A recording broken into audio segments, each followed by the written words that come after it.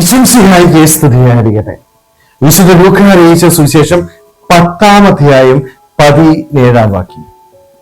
കർത്താവേ, നിന്റെ നാമത്തിൽ പിശാചുക്കൾ പോലും ഞങ്ങൾക്ക് കീഴ്പ്പെടുന്നു. വളരെ സന്തോഷത്തോടുകൂടി 72 പേര് തിരിച്ചു വന്ന് ഈശോയോട് പറയുന്നതാണ് വചനഭാഗം എന്ന് പറയുന്നത്. ഈശോ 72 പേരെ തിരഞ്ഞെടുത്ത് പല ഭാഗങ്ങളിലേക്ക് അയക്കുന്നുണ്ട് അല്ലെ, വചനം പ്രഘോഷിക്കാനായിട്ട്. ഈ വചനം പ്രഘോഷിക്കാനായിട്ട് പോയപ്പോൾ ഒത്തിരിയേറെ അത്ഭുതങ്ങള് ചെയ്യുവാനായിട്ട് ഇവർക്ക് സാധിച്ചു. ഈശോയുടെ നാമത്തിൽ പിശാചുക്കൾ പോലും ഇവർക്ക് കീഴ്പ്പെടുന്നത് ഇവർ കണ്ടു. ഇതെല്ലാം ചെയ്തു കഴിഞ്ഞിട്ട്, ഈ അത്ഭുതമൊക്കെ ചെയ്തിട്ട് ഈശോയുടെ സന്നിധിയിൽ വന്ന് സന്തോഷത്തോടുകൂടി അവർ പറയുക, ഞങ്ങൾക്ക് ഭയങ്കര സന്തോഷമുണ്ട്, കാരണം നിന്റെ നാമത്തിൽ പിശാചുക്കൾ പോലും ഞങ്ങൾക്ക് കീഴ്പ്പെടുന്നു. എന്നാല് ഈശോ എന്താണ് അവർക്ക് മറുപടി കൊടുക്കുന്നത്?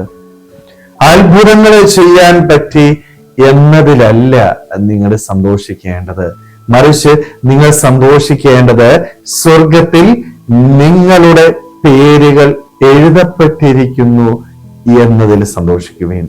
കാരണം സ്വർഗത്തില് എന്റെ പേര് എഴുതപ്പെടണമെങ്കിൽ ഈ ഭൂമിയിൽ ഞാൻ എന്ത് ചെയ്യണം? മറ്റുള്ളവർക്ക് നന്മ ചെയ്യണം. മറ്റുള്ളവർക്ക് നന്മ ചെയ്യാനായിട്ട് എനിക്ക് സാധിച്ചാൽ മാത്രമേ സ്വർഗത്തില് എന്റെ പേര് ചേർക്കപ്പെടുകയുള്ളൂ. ഒരുപക്ഷെ നമ്മുടെയൊക്കെ ജീവിതത്തില് ഇന്ന് പലപ്പോഴും ഈ ഭൂമിയില് പേര് എഴുതി ചേർക്കാനായിട്ട് ആഗ്രഹിക്കുന്ന വ്യക്തികളാണ് നമ്മൾ.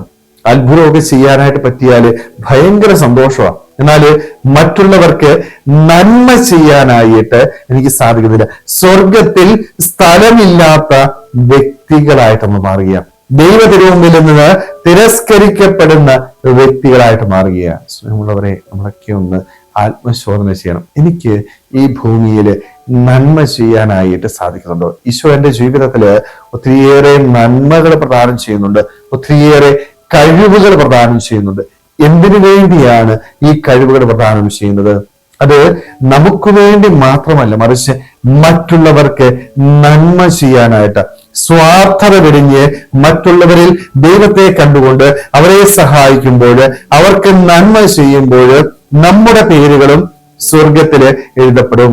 നമുക്കും ദൈവത്തിന്റെ സന്നിധിയിൽ സ്ഥാനം ലഭിക്കും. സ്നേഹമുള്ളവരെ, അതുകൊണ്ട് ഈ ഭൂമിയിൽ നാം ജീവിക്കുമ്പോൾ ചെയ്യാൻ പറ്റുന്ന നന്മകൾ നമുക്ക് ചെയ്യാം. ഈശോയെ പോലെ മറ്റുള്ളവർക്ക് നന്മ ചെയ്ത് കടന്നു പോകുവാനായിട്ട് സാധിക്കും. എന്നാൽ മാത്രമേ സ്വർഗത്തില് എന്റെ പേരും എഴുതി ചേർക്കപ്പെടുകയുള്ളൂ. അതുകൊണ്ട് സ്വർഗത്തിൽ പേരുകൾ എഴുതി ചേർക്കുവാൻ തക്ക വിധം ഈ ഭൂമിയിൽ എപ്പോഴും ജീവിക്കുവാനായിട്ട്, ദൈവത്തോട് ചേർന്ന് ജീവിച്ച് അവനെ മറ്റുള്ളവർക്ക് പങ്കുവെച്ചു കൊടുക്കാനായിട്ട് നമുക്ക് ഓരോരുത്തർക്കും ആത്മാർത്ഥമായിട്ട് ആഗ്രഹിക്കാൻ ശ്രമിക്കാം. ദൈവം നമ്മളെല്ലാവരെയും സമൃദ്ധമായിട്ട് അനുഗ്രഹിക്കട്ടെ. ആമേൻ.